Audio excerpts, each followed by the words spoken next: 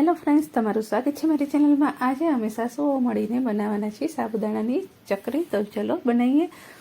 તો અહીંયા મેં 1.5 કિલો સાબુદાણાને ગઈકાલે પલાળી દીધા હતા અને આજે બીજો દિવસ છે અને સવારના 7 વાગ્યા છે। તમે જોઈ શકો છો કે સાબુદાણા આપણા સરસ મજાના પલળી ગયા છે।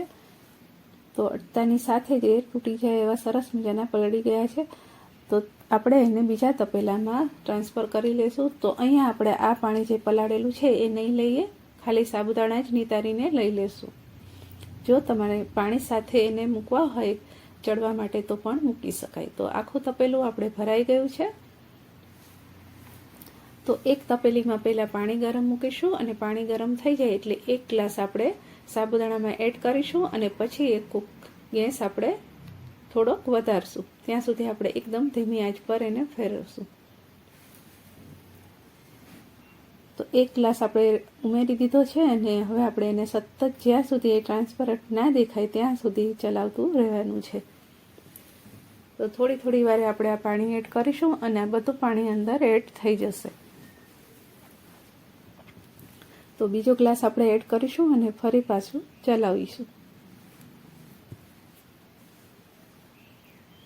તો સાબુદાણા ચડે ત્યાં સુધીમાં આપણે બટેકા પણ મૂકી દઈશું। તો અહીંયા આપણે 1.5 કિલો સાબુદાણા સામે 3 કિલો બટેકા લીધા છે અને હવે આપણે બટેકાને વચમાંથી 2 ટુકડા કરી લેશું અને બાફવા મૂકી દઈશું।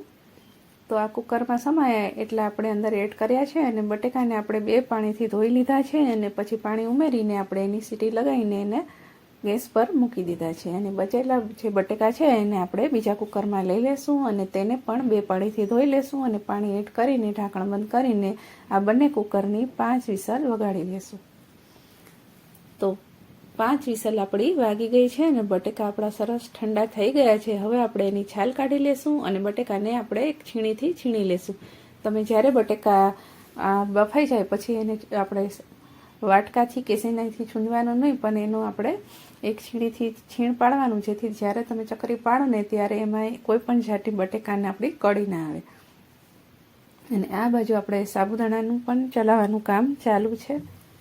તો તમે જોઈ શકો છો કે સરસ મજાના ઉપર સુધી સાબુદાણા આપણા આવી ગયા છે અને 50% જેવા ચડી ગયા હતા અને 15-20 મિનિટ પછી આપણે બીજા પણ 50% જેવા ચડી ગયા છે। એટલે સાબુદાણા પ્રોપર આપણા સરસ મજાના ટ્રાન્સપરન્ટ થઈ ગયા છે અને એ તપેલામાં આપણે સમાતા નહોતા એટલે આપણે બીજા તપેલામાં લીધા છે।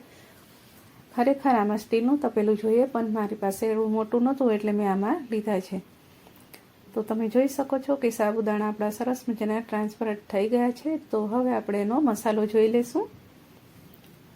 તો અહીંયા આપણે લીલી જે તીખી મરચી આવી છે એને આપણે ક્રશ કરી લીધી છે મિક્સરમાં। તો 4 થી 5 ચમચી જેટલા છે એટલે 1 કિલોએ આપણે 1.25 ચમચી જેટલું મરચું લેવાનું।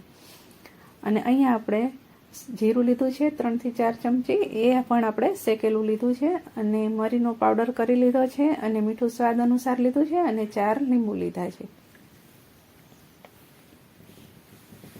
તો હવે આપણે બધું લઈ લેશું અને બટેકાનું છીણ પણ આપણે સરસ મજાનું થઈ ગયું છે। તો સૌથી પહેલાં આપણે શેકેલું જીરું એડ કરીશું। તો 1 કિલોએ આપણે 1 ચમચી અથવા તો 1.25 ચમચી જેટલું ગણવાનું। તો જીરું આપણું એડ થઈ ગયું છે। હવે લીલું મરચું એડ કરીશું અને મરી એડ કરીશું। તો મરીનું માપ થોડું 1 ચમચી જેટલું આપણે ઓછું રાખવાનું। તો 1 કિલો તમારે હોય તો 1.25 ચમચી જેવું એડ કરવાનું।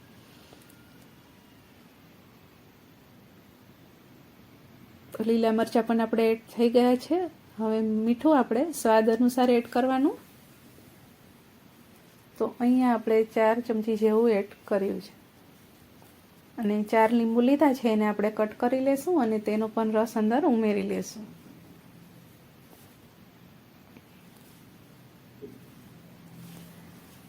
તમારે 5 લીંબુ એડ કરવા હોય તો પણ એડ કરી શકાય એનો રસ, પણ આપણે અહીંયા 4 જ લીધા છે, પણ 4 થી ઓછું નહીં લેવાનું, નહીતર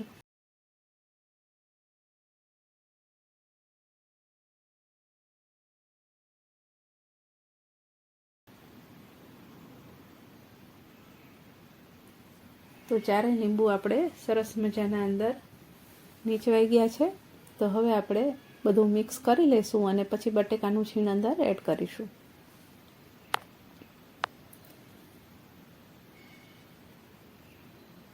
લીંબુ ઉમેરવાથી તમારી કાતરી આ ચકરી જ્યારે સુકાય ત્યારે એ કાળી નથી પડતી, સરસ મજાની એકદમ સોફ્ટ બને છે અને એનો કલર પણ વ્હાઈટ જ દેખાય છે. તો હવે આપણે બધું મિક્સ થઈ ગયું છે અને બટેકાનું છીણ આપણે ધીરે ધીરે એડ કરીશું અને એક વેલણની મદદથી આપણે લાપસી ચલાવીએ એવી રીતના ચલાવતું રહેવાનું. બટેકાનું છીણ આપણે એકી સાથે બધું એડ નહીં કરવાનું, થોડું થોડું કરીને કરવાનું, જેથી આપણને પણ લોડ ના પડે અને આ બધું સરસ મજાનું મિક્સ થઈ જાય. તો આપણે બધું છીણ અંદર મિક્સ કરી દીધું છે. તો હવે આપણે બધું મિક્સ કરી લેશું અને પછી ટેસ્ટ કરી લેશું કે મીઠું બરાબર છે કે નહીં, અને ઓછું લાગે તો એડ કરીશું. તો અહીંયા મને થોડું ઓછું લાગ્યું તો હું ફરી પાછું 1 ચમચી જેવું એડ કરીશ. 1-1.5 ચમચી જેટલું આપણે એડ કરી દઈશું. તો કુલ અહીંયા મેં 5.5 ચમચી જેટલું મીઠું વાટકીમાં લીધું હતું એ એડ કરી દીધું છે. તો હવે બધું મિક્સ કરી લેશું અને ફરી ટેસ્ટ કરી લીધો છે તો બધું બરાબર છે, એટલે હવે આપણે એને પાડી લેશું. તો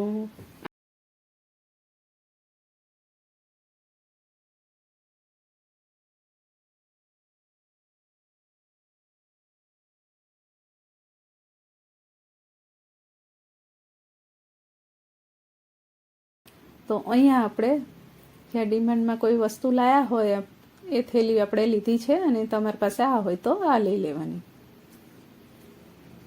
તો હવે આપણે ધાબા ઉપર આવી ગયા છીએ અને આપણે હવે કોથળીમાં બેટર ભરી લેશું.